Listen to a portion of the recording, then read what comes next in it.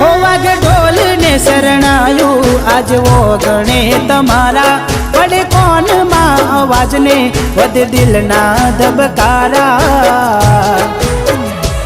હાથ પકડશો બીજાનો મારો એકમાં બળવાનો તું પરણી રે જવાની